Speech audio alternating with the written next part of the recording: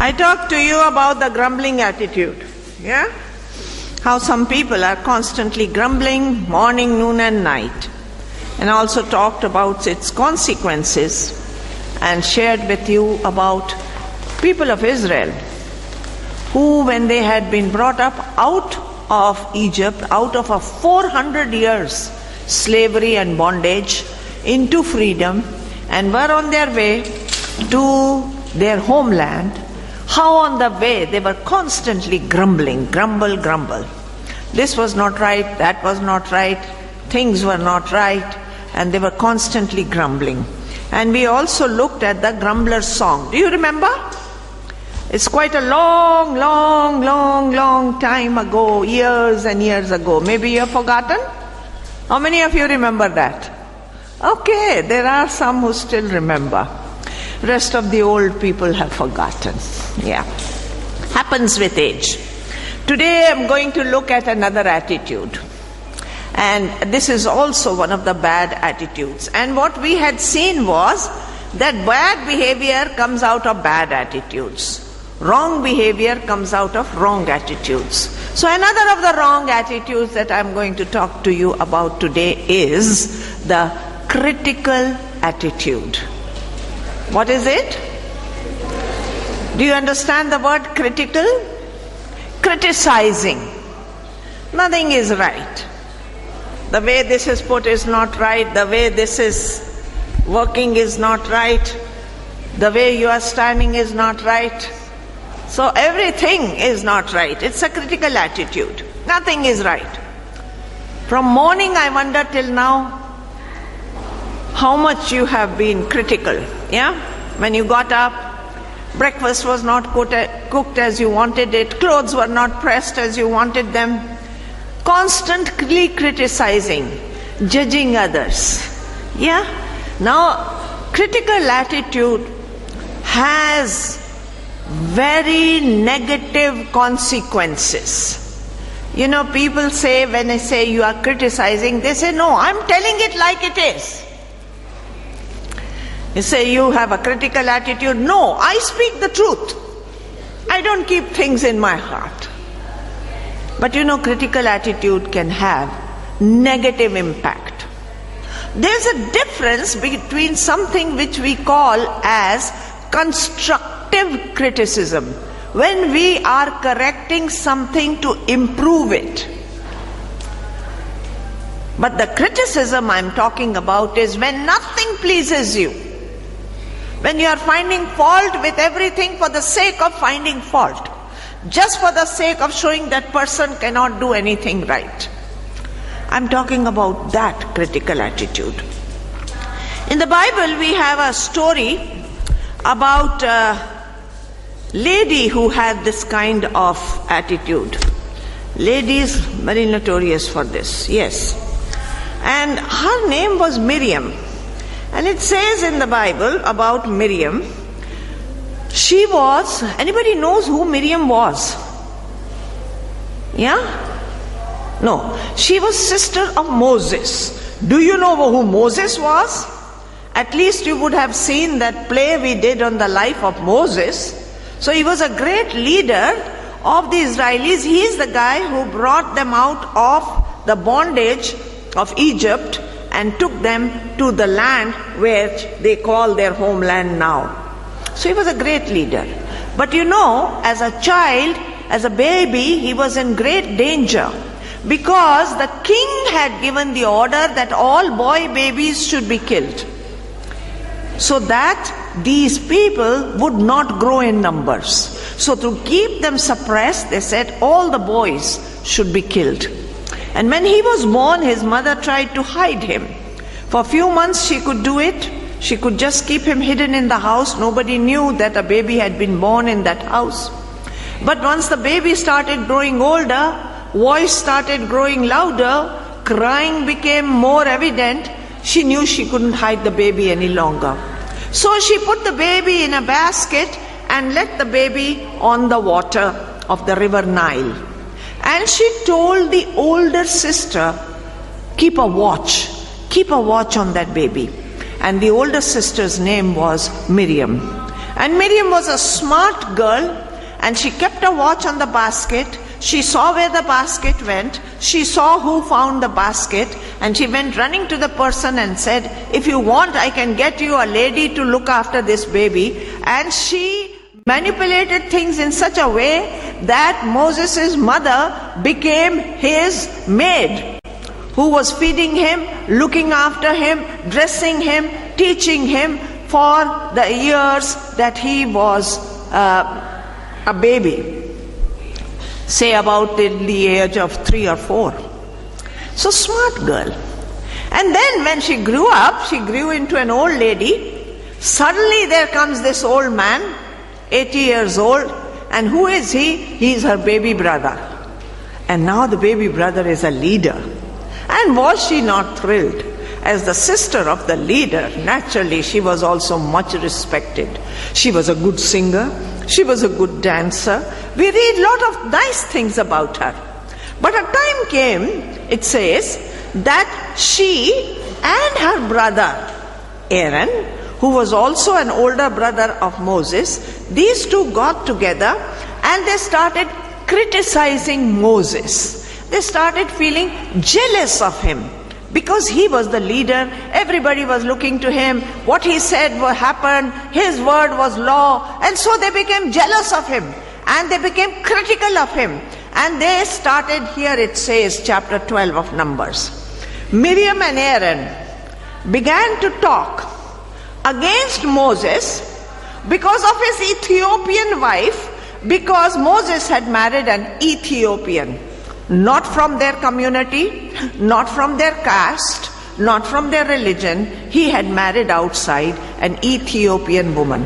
And so, because of her, they started criticizing him.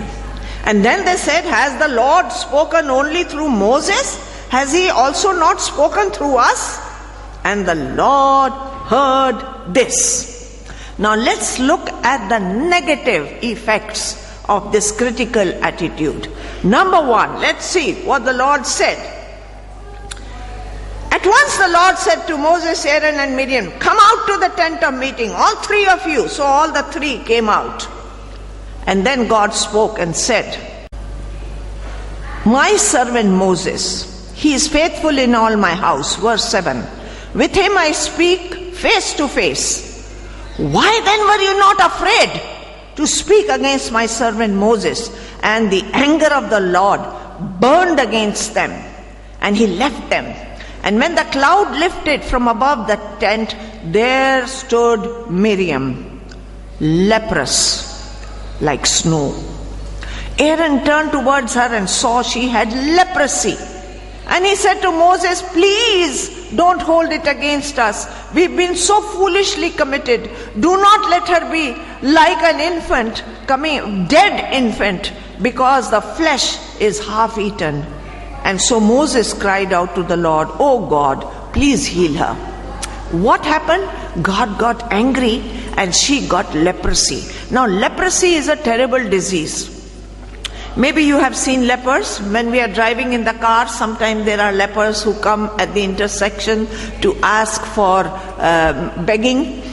And you know, it's a horrible disease because the tips of the fingers, they rot and fall off. The tips of the nose, tips of the ear, tip of the chin, any tips, they rot and fall off.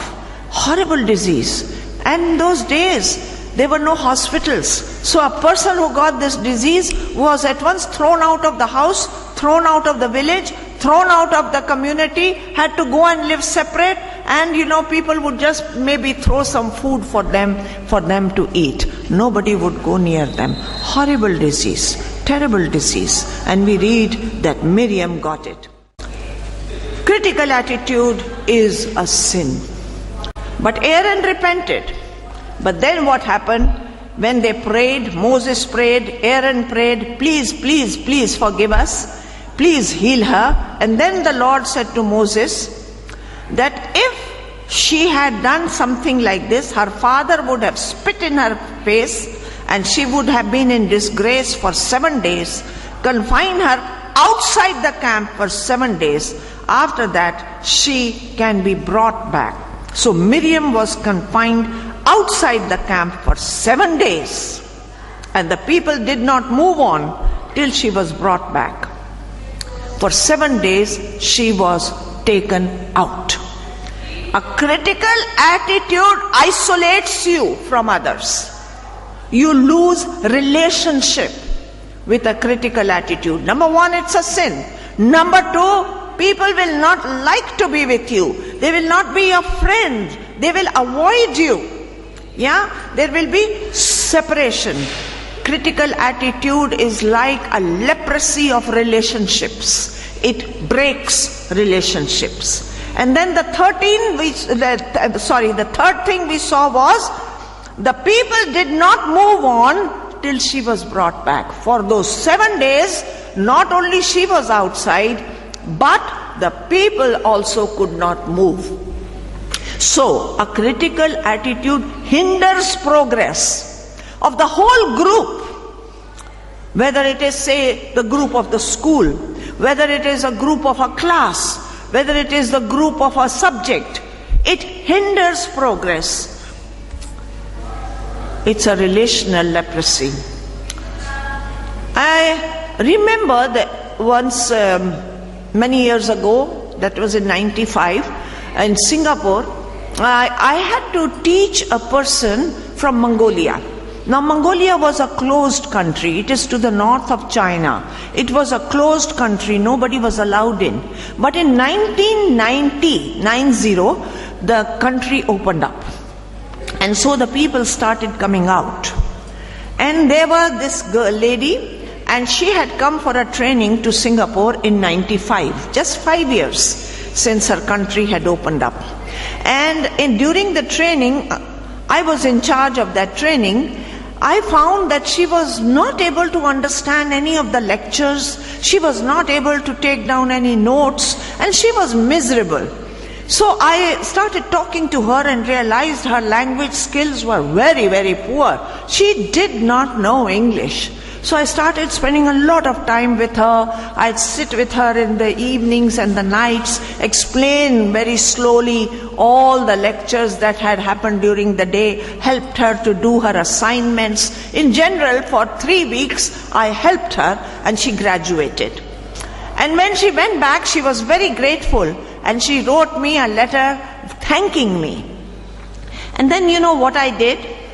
I wrote back to her and I said, I would like to continue in correspondence with you, and if you will permit me, I would like to continue to improve your English.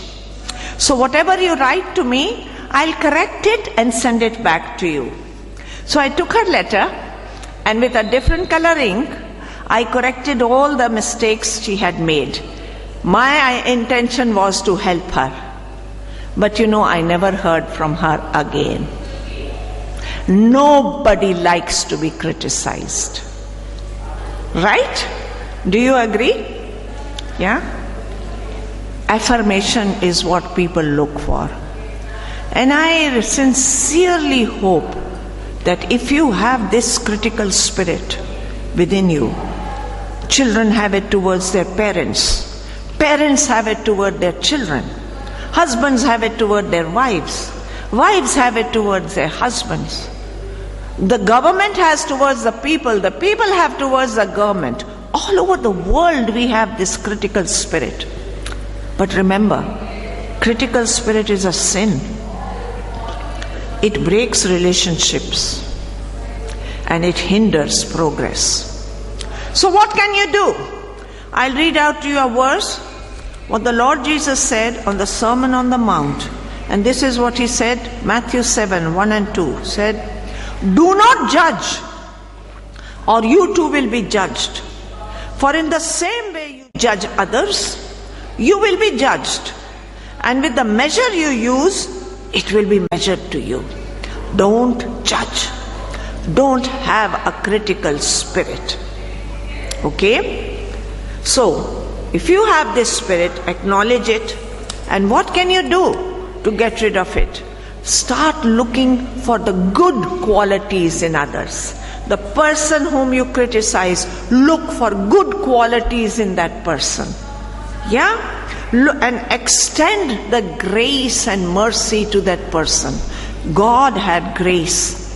God had mercy on you. Extend it also to that person. May the Lord really help you that you may be able to avoid this critical spirit. Next week, if there is time, I'd like to talk to you more about this grace and mercy which God has given us and which we should extend to others. The right attitude of grace and mercy. But before that, I'd like to just close with a poem that I very recently read. And here it is. It's called the Smile Virus. The Smile Virus. February is a time of viruses, isn't it? Normally we've written in your diary in February, these jackets are not compulsory. You may wear, you may not wear. I would sincerely suggest that you wear, because February is a month of virus. You have the cold virus, you have the flu virus, you have the measles virus, you have the chickenpox virus, all the viruses. But I'm going to read this poem about the smile virus. Smiling is infectious. You catch it like the flu. When someone smiled at me today, I started smiling too. I passed around the corner and someone saw my grin. When he smiled, I realized I had passed it on to him. I thought about that smile. Then I realized its worth. A single smile, just like mine, could travel round the earth. Yeah? Pass on the smile. I don't see smiles. Hi. Let's see some smiles. Start the smiling virus. That's better. Some of you have got very nice smiles. Hey man, what are you so grumpy about? Yeah, smile. You. That's better. Okay. I thought about thy smile and then I realized its worth. A single smile just like mine could travel round the earth. So if you feel a smile begin, don't leave it undetected. Let's start an epidemic quick and get the world infected. So have a smiling day.